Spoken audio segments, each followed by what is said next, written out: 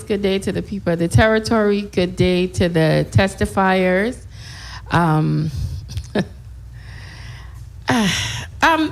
My first question is, how much did or does this GPS system cost the people of the territory, the Virgin Islands?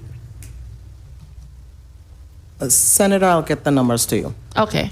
So it's an ongoing number, or did you pay for a system? No, we pay for a system. What you would have to pay for after that, if you can, to purchase the devices. Okay. Additional so devices. You pay a one-time fee. Yes, Senator. And then you just keep purchasing devices for each vehicle. That is correct. Okay, I understand that. I'm gonna be honest with you guys.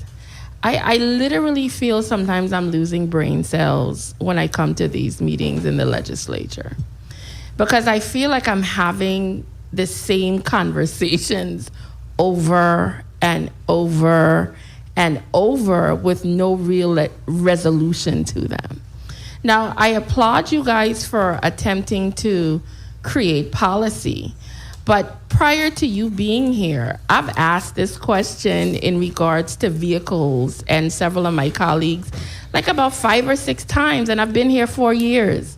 So it's like I'm having these nonsensical conversations that my brain cannot compute, because in 4 years, if we haven't come up with a resolution, something is gravely wrong. You understand what, you gotta see it from my perspective sitting on this side. And I'm excited when you guys come, because I'm expecting solutions, and this is no longer an issue for us to now focus on something else, but we're still having the same conversations.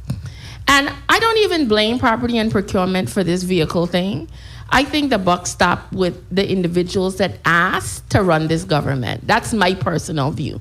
And there's no way on this planet that I run a government and I tell my employee to put on my car at 5 o'clock, and they still have the mitigated gall to go drive my vehicle up and down, and there's no ramification for it.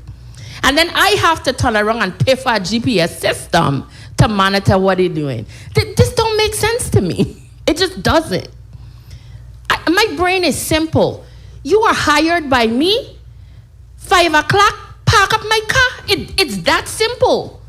And if you don't do it, you're either suspended, you're terminated, you get warnings.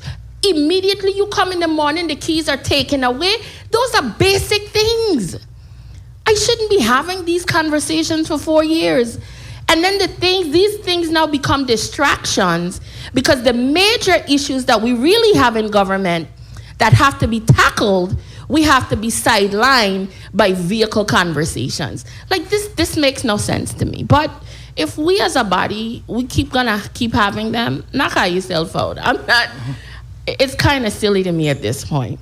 I wanna ask, when it comes to property and procurement and how you guys monitor your tenants, give me an example of a tenant that, what is your most grossly egregious tenant? I'm not asking for names. How long have they not paid their rent for, and how do you tackle that? Vincent Richards for the Department of Property and Procurement. Senator, good question. We have one tenant that, I've been at the department now for 9 years. I have one tenant that hasn't paid rent for 10 years. We have gotten a notice to quit, and then from the territorial court, the tenant then appealed to the Supreme Court. Up until recently, we got the Supreme Court ruling that ruled in the GVI's favor.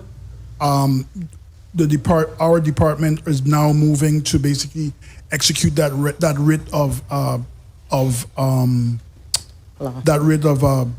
to execute the writ to basically evict them. Eviction. Okay, so that's the longest one. I did not anticipate to hear 10 years. I really didn't. Because, I've seen situations where governments send out letters after 30 and 60 days. What is your system right now currently when it comes to tenants paying late? What automatically triggers a letter to them to pay their rent? Is it 30, 60, 90 days? How does that work? So, Right after 30 days, the grace period, I think it's 5 days, the notice goes out to tell them you're delinquent in paying. Okay, excellent. I also want to ask about the gas system, the card. How do you plan for that card to work in regards to matching up, getting gas to the actual vehicle? Because I'm visualizing what you're saying and somebody walking in and presenting the card, but how are you to know that that gas is actually going into the government vehicle versus somebody else's car outside next to the pump? How does that work? So a part of the agreement, thank you, Senator, a part of the agreement as well is that the service provider has a responsibility to do that check and balance. However, 1 minute. the card itself is tied to the number of the vehicle, the VIN number. Okay. So when they take that vehicle in, they have to provide the VIN number, the mileage at the time, and employee number. So who has to do that? The employee? The person, yes, the employee that is And driving then you're the vehicle. putting the onus on the business to go out and verify it? Well, they see it in the cameras. They look at it by camera. I've gone and picked up gas. I've been driving since I was 16.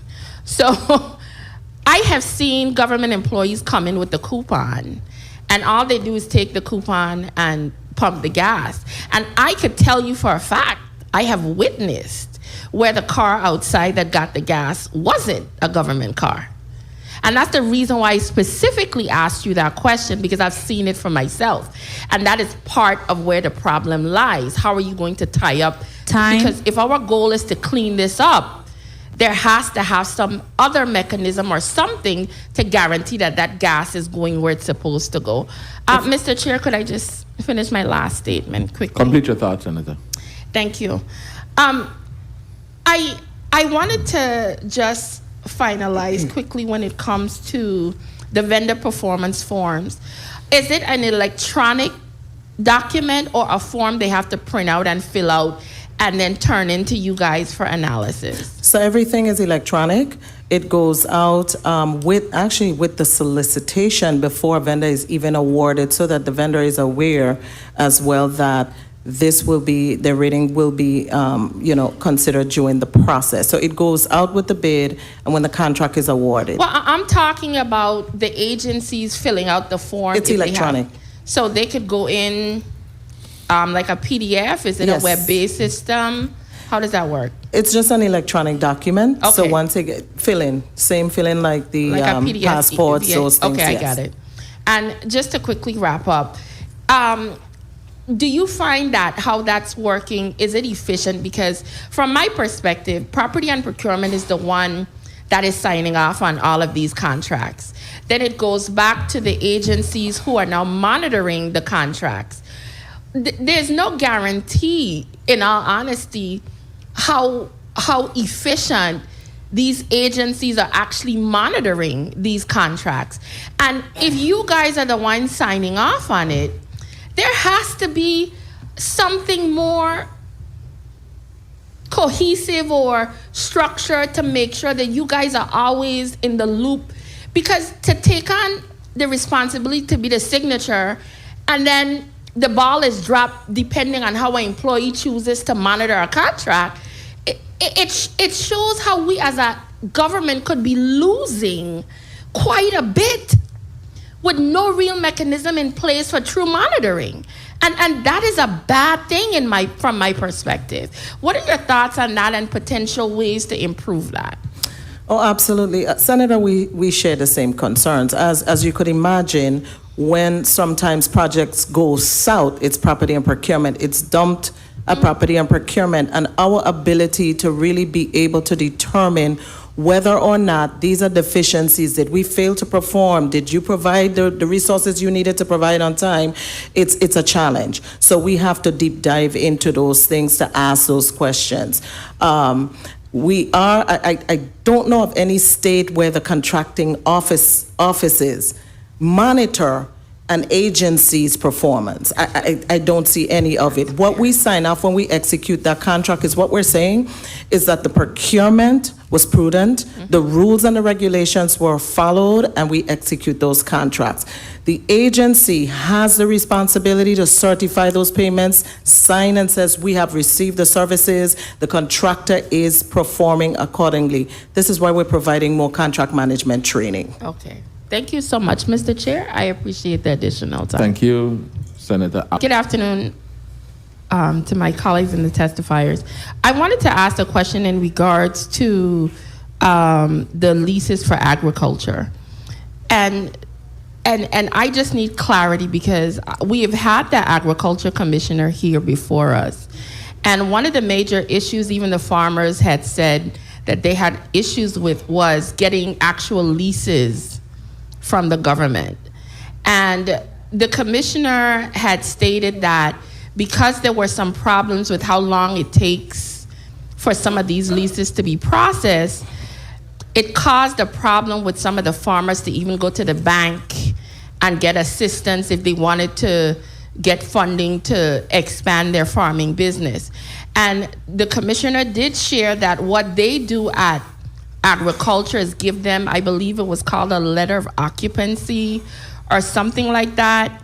Now, could you please, for the record, because I'm trying to understand what you're speaking about processing the leases versus what he said about actually getting leases, the time it takes to get them, and these letters that the farmers just could utilize to occupy the land and can't utilize to go to the bank to get funding to expand their farming business. Thank you.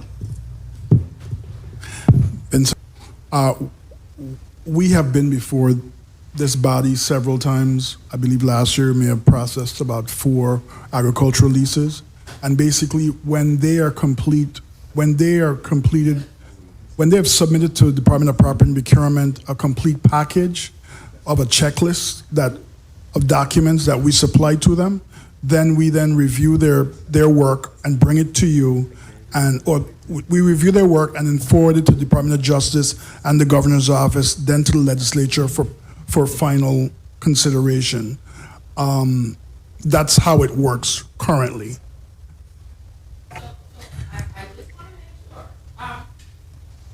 I just want to make sure, for the record, you are saying that the onus is on the Agriculture Department to submit these packages that you filled out to you guys so you can process them. Correct. So the issue, based on what you're saying, lies with them and not you. That's all I needed clarity on. Thank you so much. Senator Fonseca. Day to my colleagues, to the testifiers. I want to focus quickly in my 2 minutes on 2 things. I want to get a little bit more information as to the agricultural question I asked before, because I like to be armed with information when I'm dealing with other entities. The question I want to ask, does Property and Procurement have a listing of all the parcels of property that is under or being utilized through the Department of Agriculture? Yes, I do have. We do have a spreadsheet that lists all the properties being utilized for agricultural center. Yes. Okay. So being aware that all of these parcels should be leased out, but it seems like the vast majority of them are being utilized with this letter of occupancy. What responsibility is it of the government, even through your department, to make sure that this is actually done? Because even though agriculture might have only sent in 4 packages last year, you are fully aware that these lands are being utilized, but they have to have a lease. How do you guys deal with it from that aspect?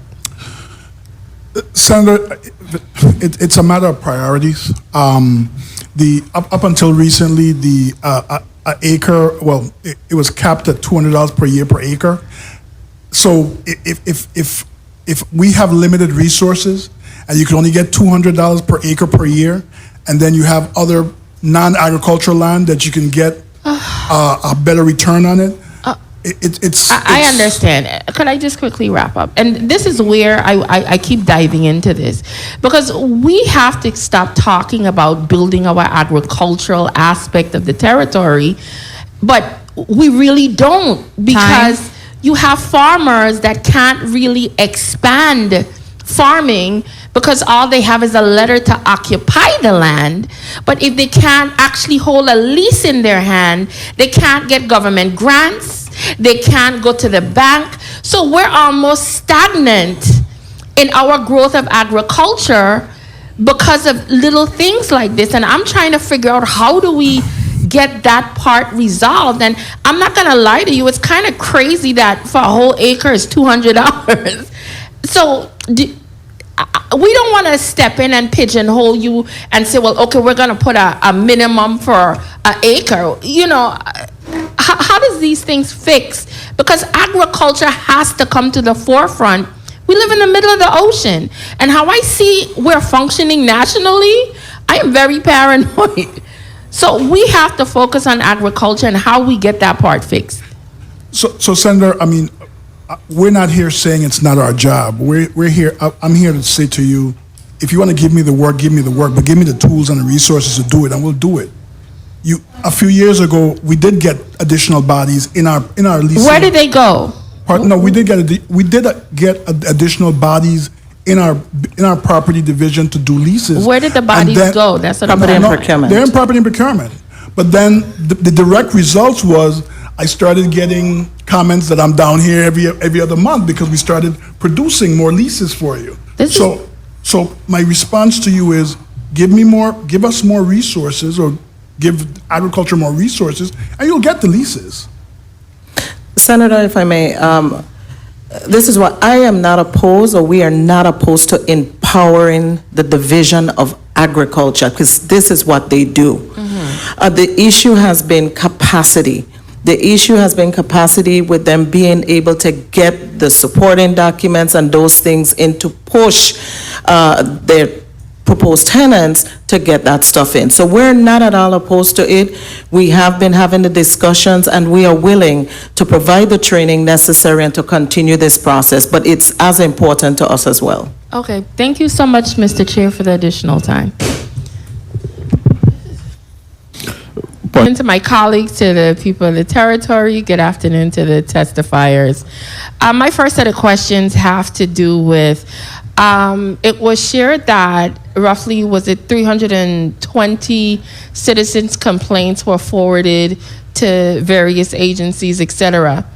Do you guys do a follow-up on these complaints, or you just forward them and that's it? How does that work? Director Paget? Yes, so I'm not sure if that was clear in the testimony. That was 320 complaints that were handled, some of which were forwarded. Okay. The majority of which were handled by our Consumer Protection or Enforcement Division in-house. So the ones that are forwarded, do you guys follow up on them? We usually just forward the individual to the agency that has jurisdiction over the activity. Okay, thank you so much. I wanted to touch a little bit in regards to the enforcement officer aspect of this. And I've asked this question before, and I keep expecting improvements in this area. We live in a world where businesses are open at times 24/7. We don't live on an 8 to 5 shift. There are some businesses open from the morning and shut down at 12 o'clock at night. There are some businesses that open in the evening and go all night. There are some that open during the day and end in the afternoon. So when I hear the narrative of, we shut down at a certain time, how do you really get to enforce or monitor businesses in the territory if you're limiting yourself out of a 24-hour period to an 8-hour window? And my other question I wanted to, around the line of this, is, I've asked this twice before.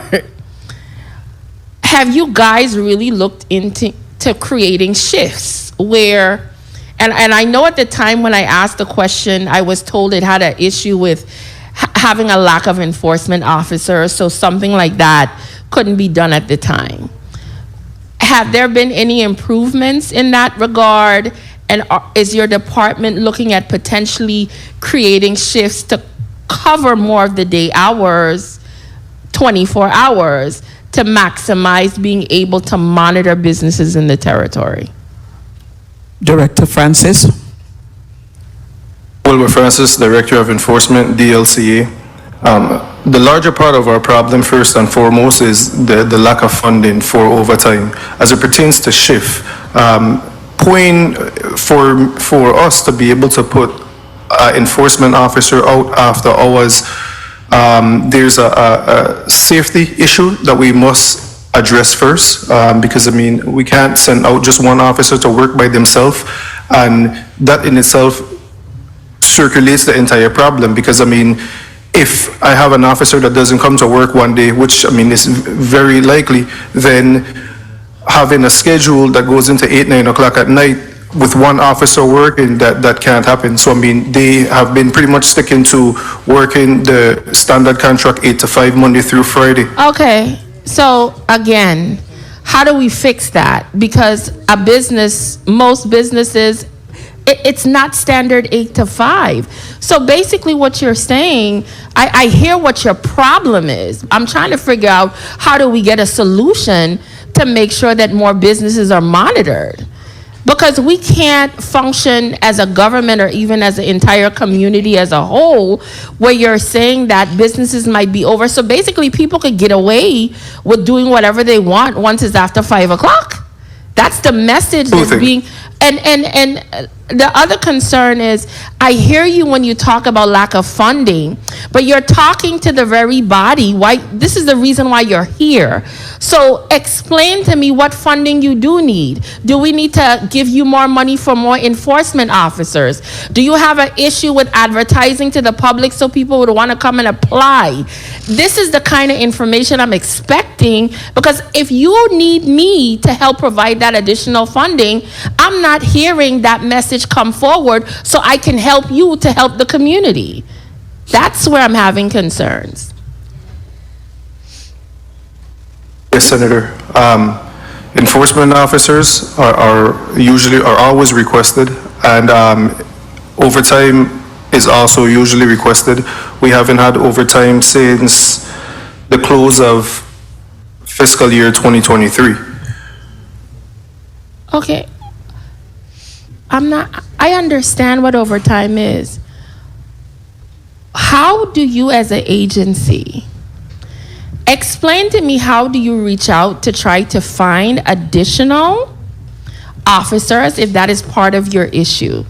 How do you as an agency give me what I need to justify giving you more money in order so you could get more officers? What do you need from me to help you to do your job better and more efficiently?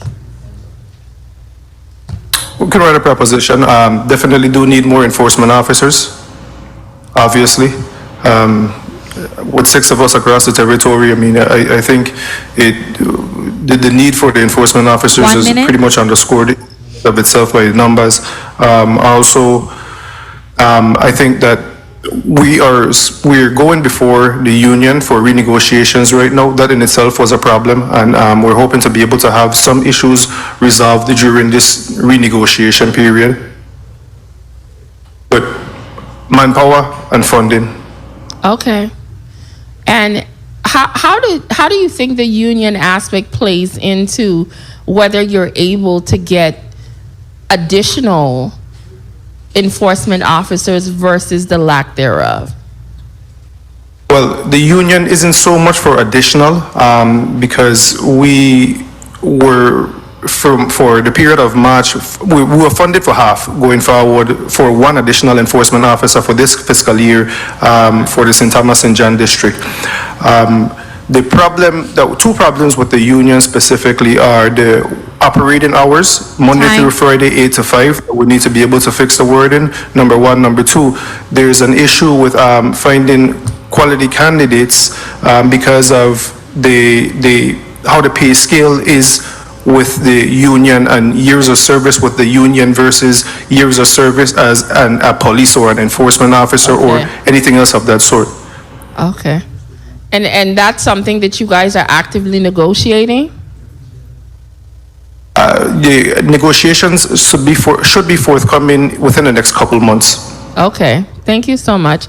I don't want to overdo my time, but I really think that this is an area we need to really focus and get cleaned up, because there's a lot of things happening in this territory with quite a bit of businesses. And if we don't have those critical enforcement officers in place to really monitor all of these businesses, we're going to keep having these same issues. So thank you very much, Mr. Chair, for the additional time.